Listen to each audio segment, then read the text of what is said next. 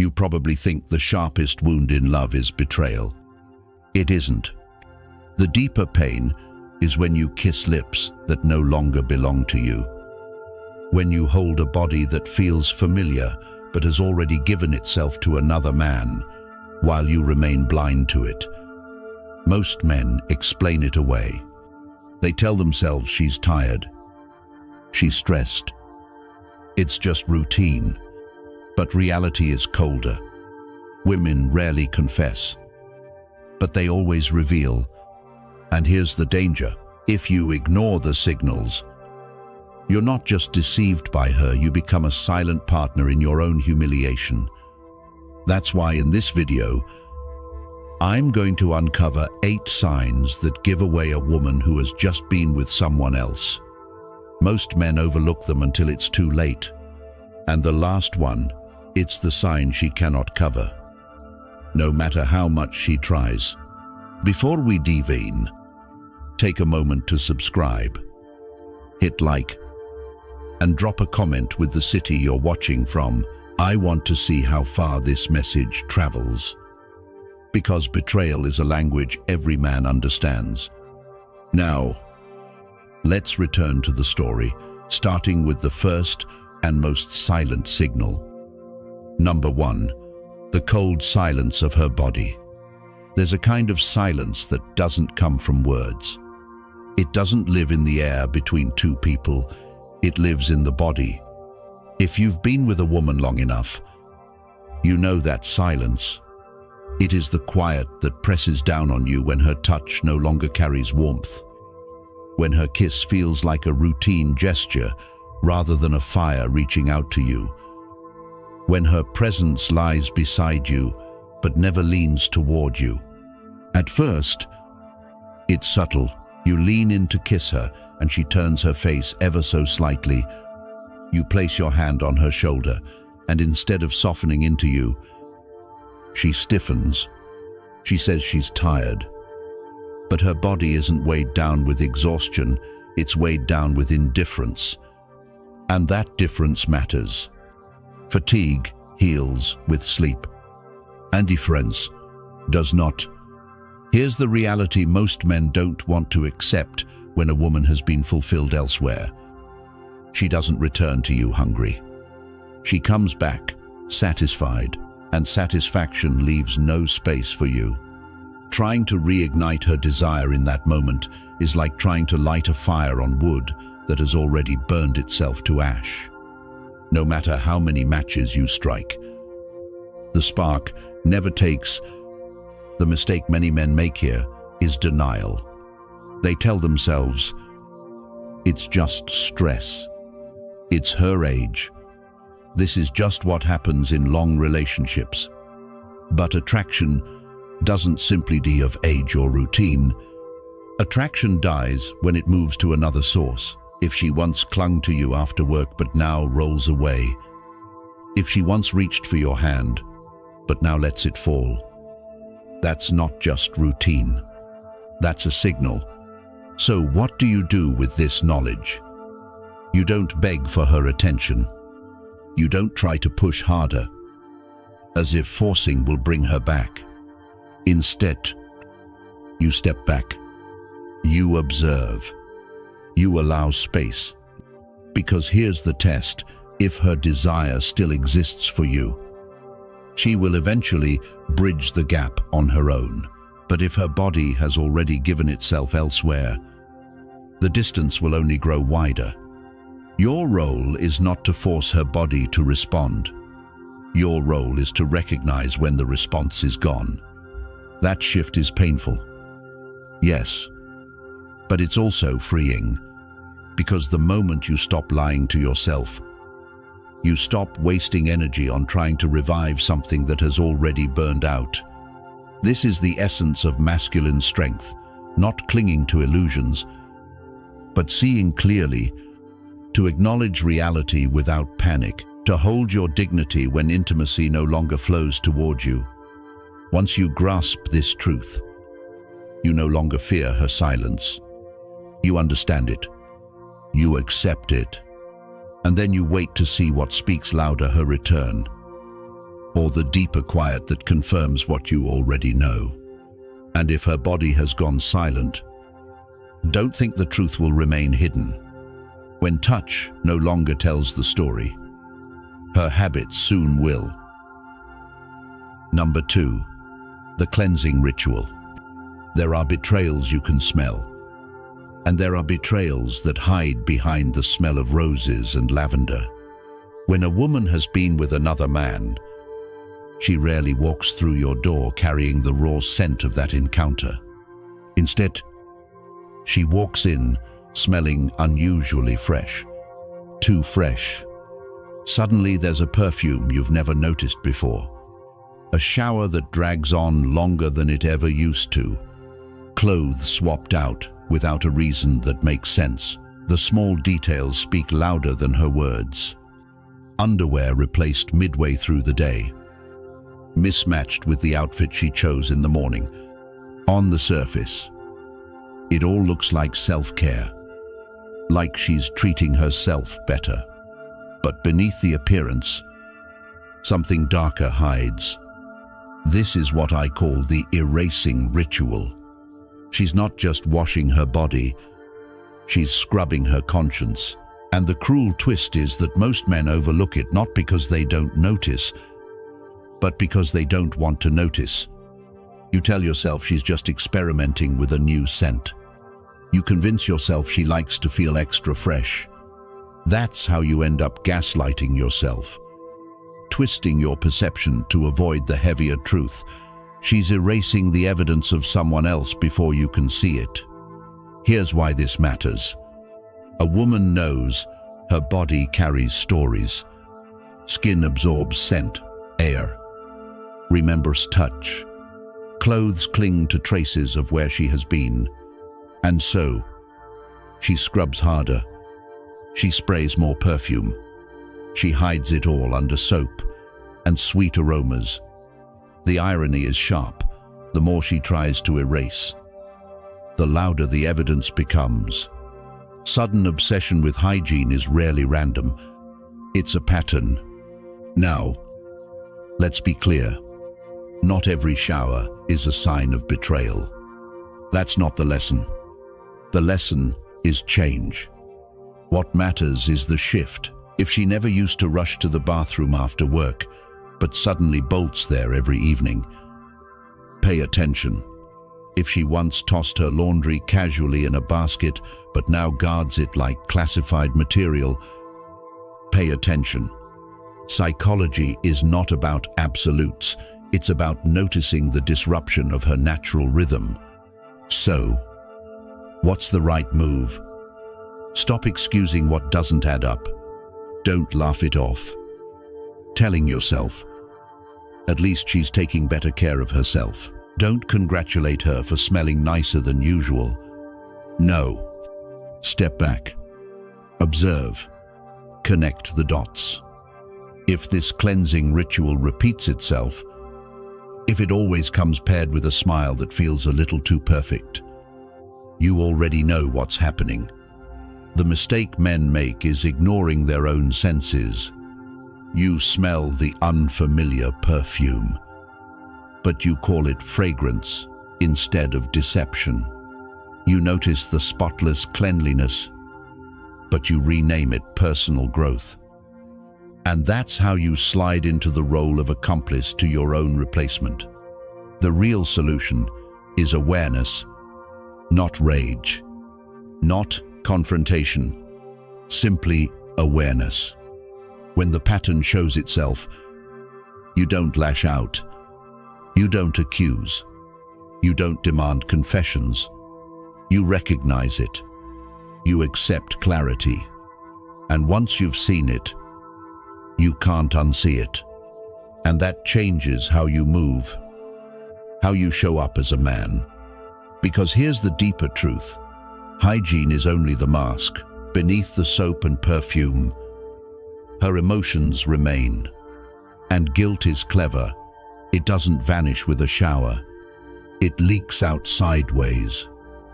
In her words, her irritation, her moods. And when the body has been cleansed, The conscience will always find another stage to reveal itself. Number 3. The blame game. Guilt is a heavy weight, and when it becomes too heavy for her to carry inside, she doesn't set it down with honesty. She shifts it. She transfers it onto you. That's why one day you walk through the door expecting warmth, and instead of a hello, you're greeted with a complaint. Suddenly, the dishwasher isn't loaded right. Suddenly, you're too quiet. Or perhaps you're talking too much. No matter what you do, the response is the same. It's never enough. That irritation isn't random. It's a tactic. On the surface, it feels like petty frustration. But beneath it lies a strategy. If she casts you as the problem, she doesn't have to face the fact that she is the one betraying. The psychology is simple but brutal. If you are the villain in her rewritten script, then in her mind, she's no longer guilty, she's justified. This is projection in its sharpest form. She cannot hold the inner conflict, so she pushes it outward and pins it to you. And here's the trap. Most men take the bait. They defend themselves. They argue. They try to use reason, thinking that logic can pierce guilt. But guilt is not logical, and every word of defense only arms her further. The more you try to prove you're not the bad guy, the more convincing her story becomes to herself and eventually to you. Before long, you're walking on eggshells in your own home.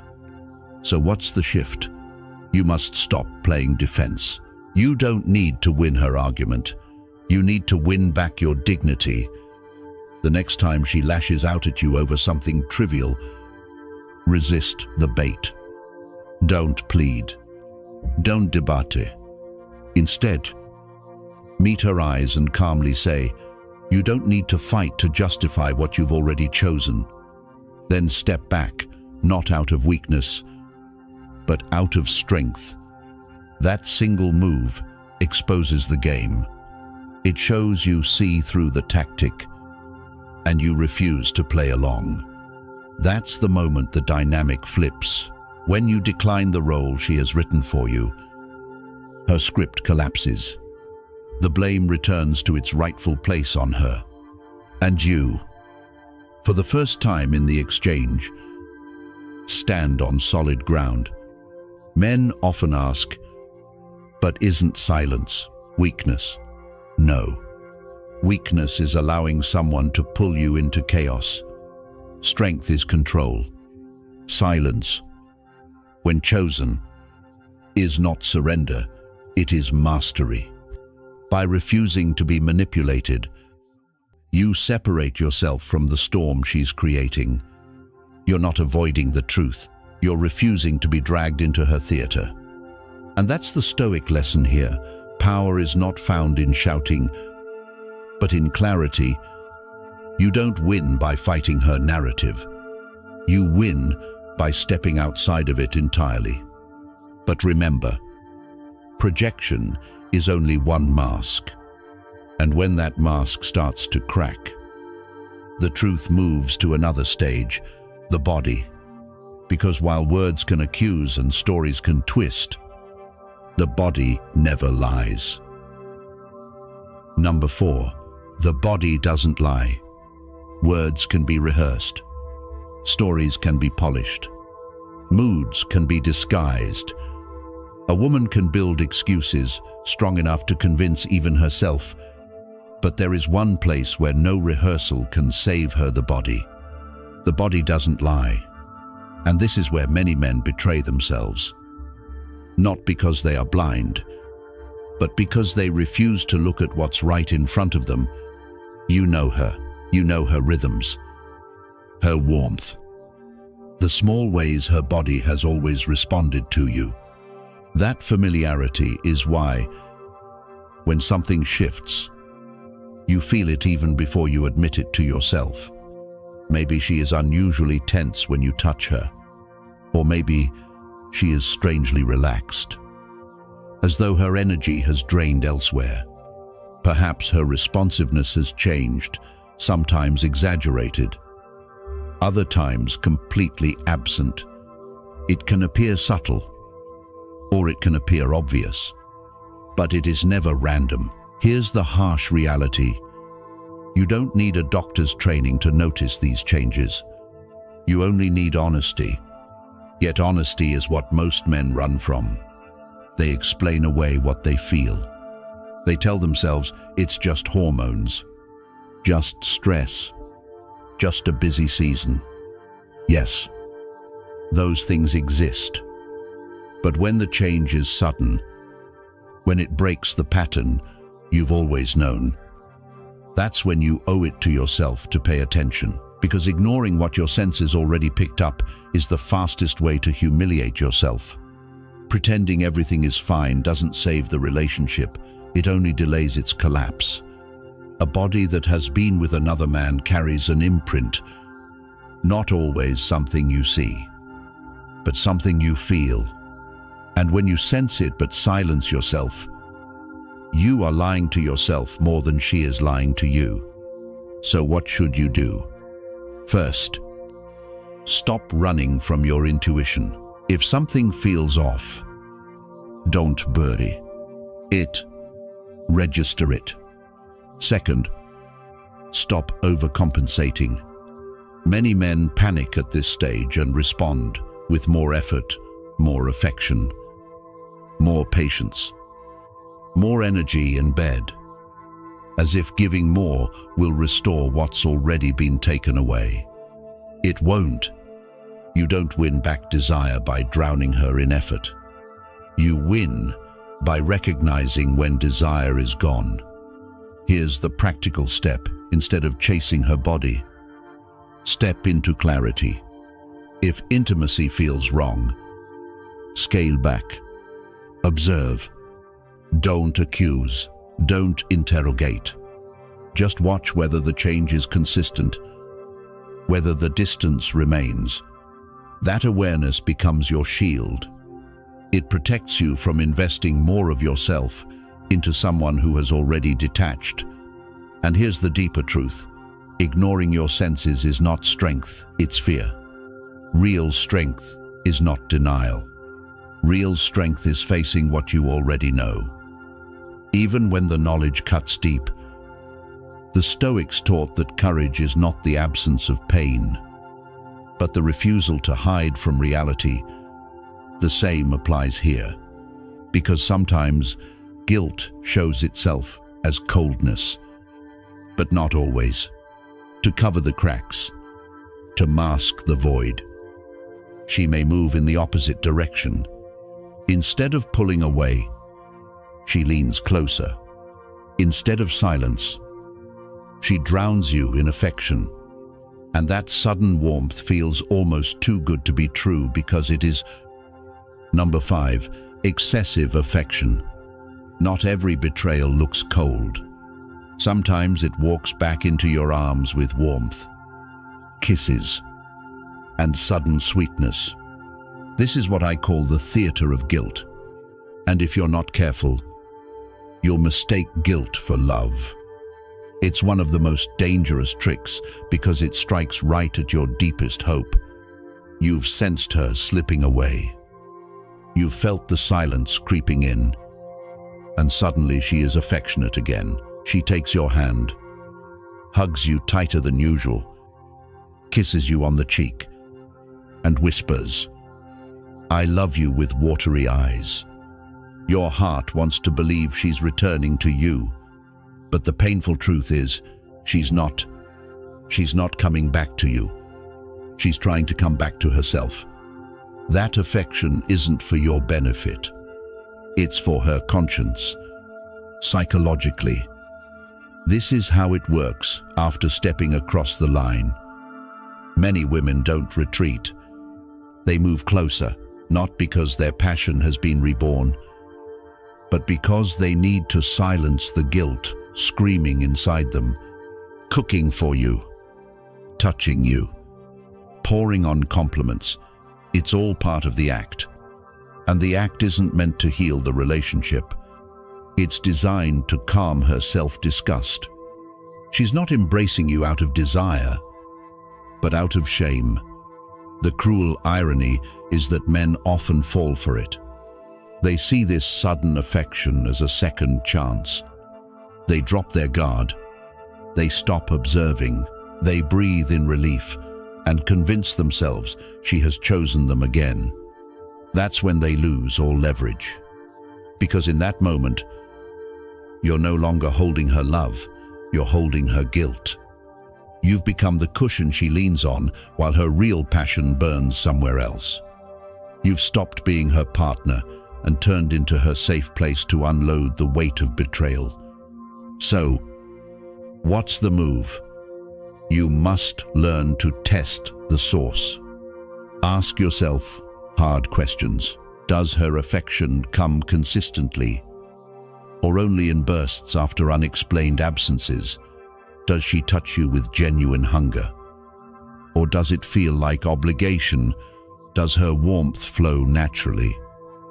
Or does it feel rehearsed, almost theatrical? Those questions cut through the fog. And here's the hard truth. Don't reward guilty affection. Don't let her wash her conscience on your shoulders. You don't need hugs that are born from betrayal.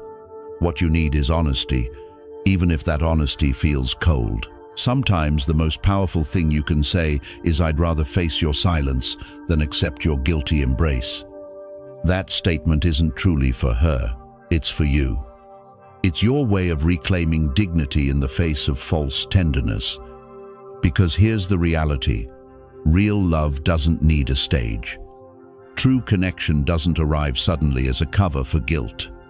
If her affection feels more like an apology than genuine desire, then you already know the difference. And once you know, you cannot go back to pretending. This is where the Stoic lesson cuts deep. Better a cold truth than a warm illusion. When you choose truth, you keep your self-respect intact. When you settle for the illusion, you slowly erase yourself. But if you keep accepting her guilty affection, the next stage is worse. Because she won't just touch you without passion. She'll stay with you physically, while her mind drifts miles away. Number 6. Emotional absence in intimacy. There is a vast difference between lying next to a body and being embraced by a soul. And once a man experiences that difference, he can never unfeel it. This is the stage where betrayal cuts deeper than any harsh word or cold gesture. It's not about what she gives, it's about what she withholds. She still offers her body, but her essence, her presence, her soul are gone. Imagine the scene. You are in bed. Everything looks normal. She moves. She touches. She even moans. On the surface, all the signs of intimacy are there. And yet, something is hollow. Her eyes don't connect. Her energy doesn't align with yours. You can feel she is somewhere else, replaying a memory that has nothing to do with you. That isn't intimacy. That's theater. And here's the brutal reality. When a woman is emotionally absent during intimacy, she has already left. You're not making love. You're helping her perform a cover-up. Most men, afraid of the truth, tell themselves the same comforting lies. She's tired. She's stressed. She's distracted. But deep down, you know the difference. Tiredness still allows presence. Stress still allows connection. Emotional absence is something else. Entirely, it's a void. And here's the trap. Many men respond by giving more. They try harder. They pour out affection, patience, and effort, believing that more giving will reignite her flame. But it won't, because her fire isn't missing, it's burning elsewhere. And every extra ounce of energy you invest only teaches her one thing: she doesn't have to give anything back. So what's the solution? Stop chasing ghosts. Respect yourself enough to notice when her soul is no longer beside you. Pull back. Speak less. Observe more. And most importantly, do not confuse physical participation with emotional presence. The body can move without the heart being involved. And when her spirit has departed, your role is not to drag it back. It is to decide whether you will keep lying to yourself in a bed that grows colder each night. Here's a practical step. The next time you sense that emptiness, resist the urge to cover it with more effort. Don't rush to kiss more, touch more, or talk more. Instead, pause, look at her, and silently tell yourself the truth. I am not here to beg for connection. I am here to recognize reality. That single shift in mindset changes everything. It stops you from being the man who tries to breathe life into a bond that is already buried. And remember, this being beside a woman whose soul has already left isn't love, it's humiliation. And humiliation tolerated becomes a slow erosion of your dignity. A Stoic man refuses to trade dignity for illusion. He doesn't cling to a body when the spirit is absent. He chooses clarity, even when it burns. Because if you accept this absence for too long, the next step is inevitable. She won't just leave you emotionally absent in the bedroom. Soon, she will start leaving you physically absent in life. Number 7, the late returns. When love is alive, time bends to serve it. A woman who still longs for you will carve out moments to be near you, even on the busiest days. But when the fire fades, suddenly the hours turn against you. She comes home later and later, and each excuse grows thinner than the one before. Work ran late. My phone died. A friend needed me. At first, these sound believable.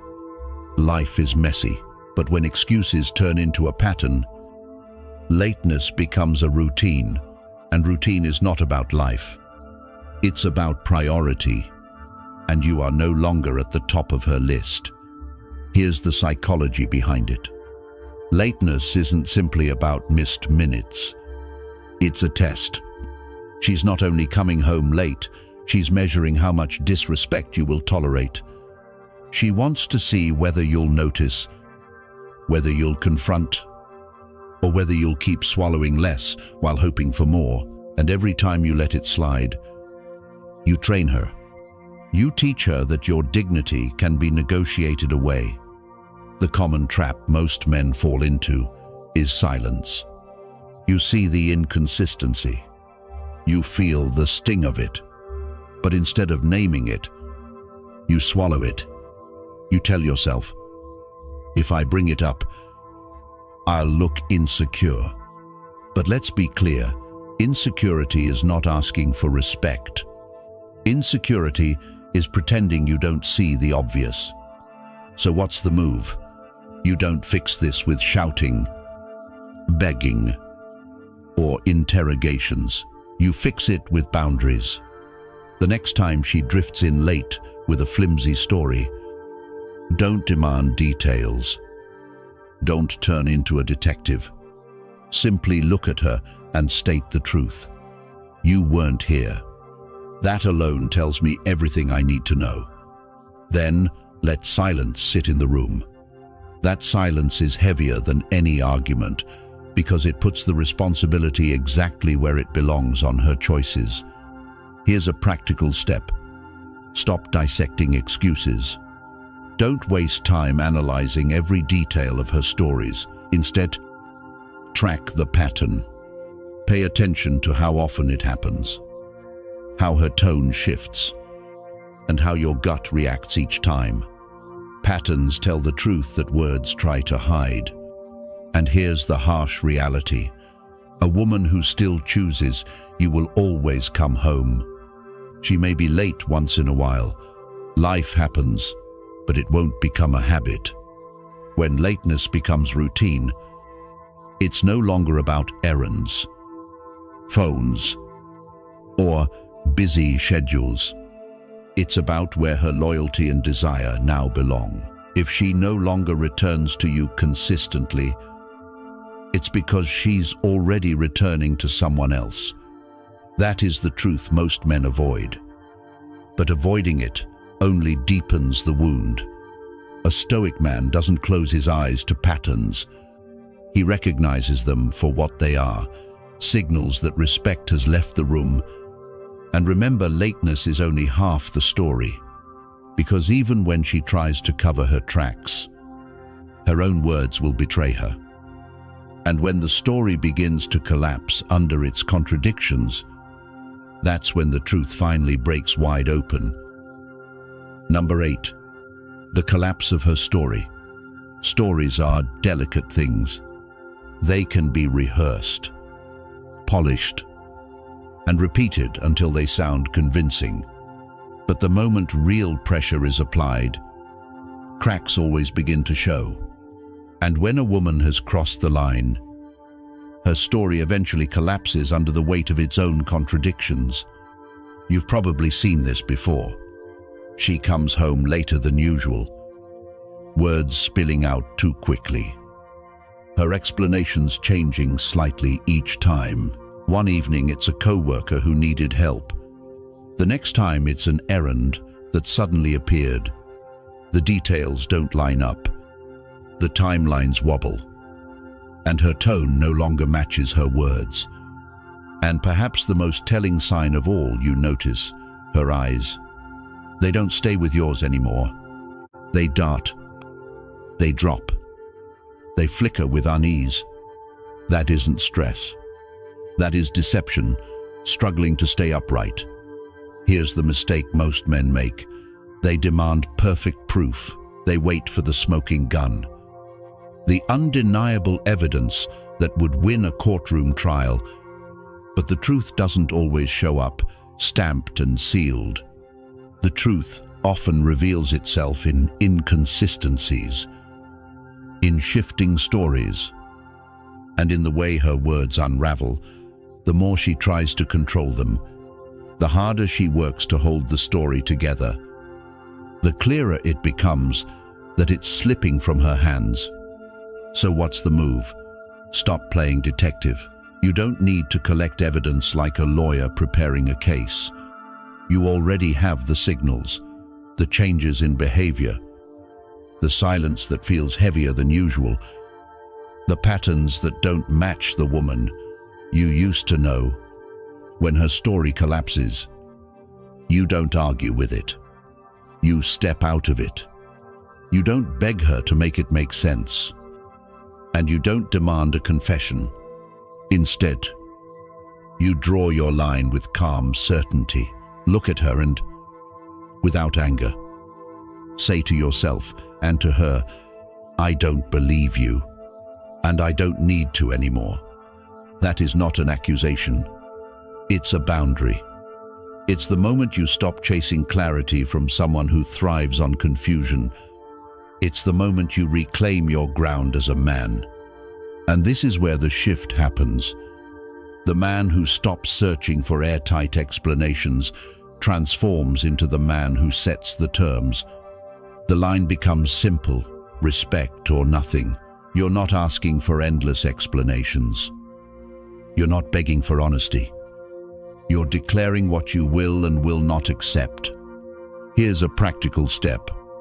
The next time her story begins to wobble, don't rush to fill the silence with questions. Don't try to rescue her by helping connect the dots. Let the contradictions hang in the air. Allow the silence to expose what her words are trying desperately to cover.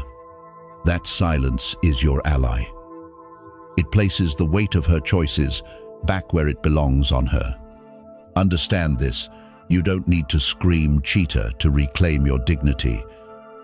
You don't need to catch her red-handed with proof in hand.